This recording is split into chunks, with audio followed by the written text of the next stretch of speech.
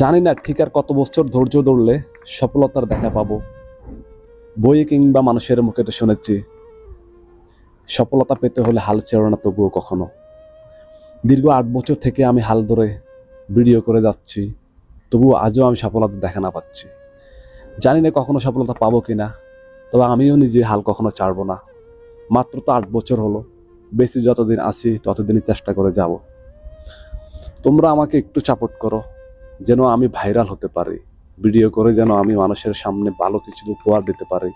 আমি আসলে টাকা পয়সার লোভ করি না ভাই, আমি শুধু रुको একটু जरा। জনপ্রিয় হতে চাই। আমি চাই মানুষ আমাকে চিনুক, মানুষ আমাকে জানুক, মানুষ আমাকে নিয়ে পোস্ট করুক, মেয়েরা আমার ইনবক্সে হাই হ্যালো দিক, মানুষ আমাকে দেখলে আমার সাথে ফটো উঠানোর জন্য মানুষ আমাকে রিকোয়েস্ট করুক। আমি এটাই চাই, আমি আর বেশি কিছু চাই না ভাই।